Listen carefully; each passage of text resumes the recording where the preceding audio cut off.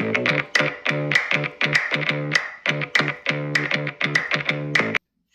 everybody. Thank you for joining me for Medicare on Mondays with Grace Marie Horan, the Medicare Whisperer. The topic today will be, should I stay or should I go now? Question mark, question mark, question mark, because this is a very hard decision and we may all have to make it at some point in time. So we're going to make a decision whether we can stay in our home, whether our health has changed, or we should consider moving to a different location. Whether we make that decision or a family member makes the decision, we have some choices to make. We may remain in our home with assistance. We may move in with a family member, or a family member can move into our home and give us assistance. Or we can move over into a 55 over community, or move into a assisted living community. These are the choices we will go over today. So when we have to make that decision and our health has changed, we have to make a decision whether we can stay in our home safely. Can we take care of ourselves? Will we be able to do that? So we need to do an analysis. So some of the options to look at would be, in comparison, so I'm going to remain in my home. You might have loneliness, isolation, transportation to the doctors might be an issue. Is it a safe environment for me to be alone? Assistance may not be available all the time. Assistance with daily activities. Sometimes we need help with our daily activities. We may not have that if we're remaining in our home alone. And anxiety and fear when we're being alone. And sometimes we may have some depression. Now, if we were considering an assisted living community, we have a community, we have socialization, medical providers are there right on the grounds, or sometimes come into the community first. Peace of mind, knowing we are loved and safe. 24/7 team may be there to help assist us. Nurses, some communities are always there at all times. Medication might be administered on our behalf, and assisted living with daily activities may be offered in the assisted living community. So we have to make a comparison and make a decision. Maybe that's where we would make a move. Now, if we're going to stay home, do I have the support of my family and friends when I'm remaining in my home, in the community? Will people be visiting us? Will we have transportation to the doctor?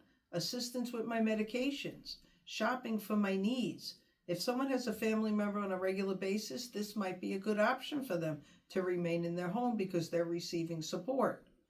You may need to have some updates. If you want to stay in your home, there's some things you may have to do to your home. So you may be able to remain in your home. Remodeling the shower, people getting rid of the tub, putting a seat in the shower, put handrails in the shower, have a toilet that has handrails with it, and get rid of all area rugs. People don't realize how many people slip on area rugs. That is an issue. And if we have 2 floors, instead of moving out of a home, we might put everything down on the lower floor and make our bedroom on the lower floor and have the bathroom on the lower floor. And this will make it easily accessible for us to remain in our home. And if we stay in our home, we might have someone give us assistance when taking our medications. If we can't take our medications, someone could come in and fill our pill boxes for us. There are pharmacies that will do Blistex packs with your medications with days of the week, morning and afternoon. You might look into that to help with medications if you feel you're having difficulty with your medication administration.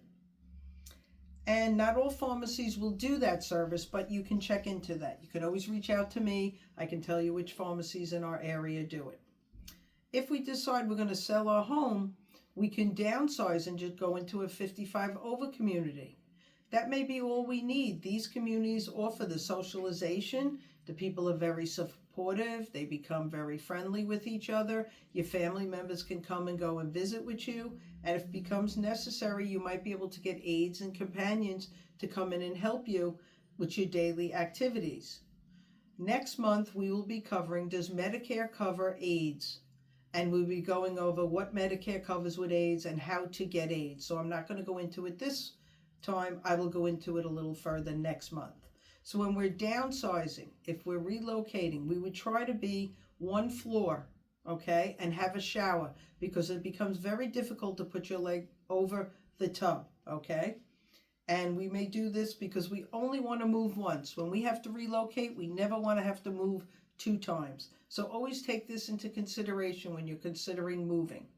Now, if we're considering assisted living community, residents, that's for residents with older people which have disabilities and have some assistance with daily activities.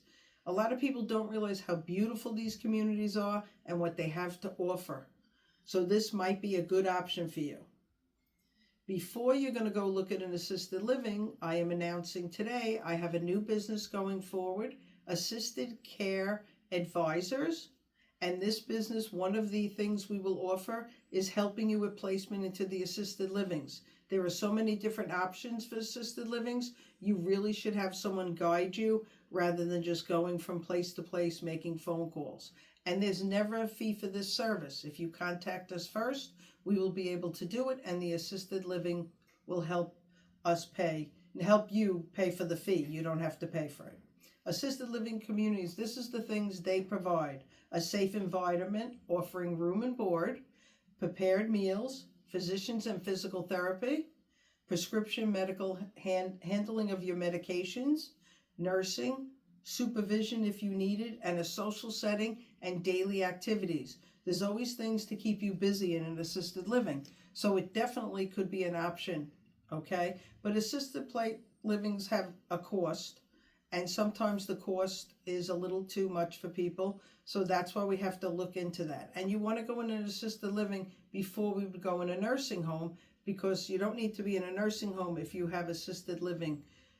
You might not need the care a nursing home provides. The different types of assisted living communities there are. There's a continuum of care, independent housing, assisted living, institutionalized care and nursing, but Medicare will not cover assisted living. Okay, so you have to take care of that cost on your own. And the biggest issue when moving in an assisted living is the cost. The room and board, the personal services, laundry and housekeeping, medication reminders, added charges if you need a memory care, if you need transportation. Cable and phone generally have a small fee. So when we're looking at them, we have to look at the right one that's right for you. Sometimes people will sell their home and then use the money from their home to continue to stay in the assisted living community. But Medicare will not allow it. So when we're moving there, we do have to do an analysis, which we can help you with, to see if the assisted living will take care of our health care and stuff. So if you're in an Advantage plan, before somebody goes in, we have to look up, are the doctors in the network? Because the goal of going in an assisted living is to have the care in the building and not to have to leave. So we would do an analysis for that. If we have Alzheimer's and dementia, we want to go to an assisted living that has a memory care neighborhood. And if you are a couple and one of you have dementia or have a little bit of memory issues going on, you might want to move into a community that has that, because we never want to have to leave the community once we go into it. And if one of you have to leave to go to a memory care unit, it's never good for a couple when you separate them. It's very hard on both of you. So this is something we consider, and we will help you with this. And that's why you need someone to guide you through these issues. Also, when we're relocating, so say someone's going to move and they're going to leave wherever they live. A lot of people will move back up from Florida and come back to New York to be with their family if they need some care. So when we're relocating, we need to change our Medicare plans. So we definitely have to look at that. We have to change the plans. If you are currently in an Advantage plan, you have to change the Advantage plan when you come up here. We have to do an analysis for doctors. If you're in a prescription drug plan, we have to change the prescription drug plan when you relocate. And if you're in a supplement, we have to change the supplement. Sometimes you remain in it and you just call and you have to change the address, and then they will change the premium and the cost. So whether you're relocating to, some people relocate to go down south. I handle most of the East Coast. So when we're relocating, we do an analysis before you leave to see what it's going to be and what's the best cost. And if somebody's coming up here, again, we do an analysis before you come here. Okay, so depending on the state you're in, we have to do an analysis for that. Some states are considered community rated. New York is community rated. So if your state is community rated, there are no health questions. But if you're relocating down south and you want to go into a supplemental plan, they are going to ask health questions. And if you can't pass the 10 health questions, they may not take you, or they may charge you a larger fee. So we offer this analysis, and you need to have that analysis either prior to moving. We have to take our time and make decisions by taking our time. Everything is done by zip codes. So even if you live on Long Island, you're going from one county to another county. If you're in an Advantage plan, you need to change your plan. If you don't change your plan, the company's going to know, and then eventually they're going to take you out of the plan. The drug plans are done by zip codes on the island. They're basically the same on Long Island and New York.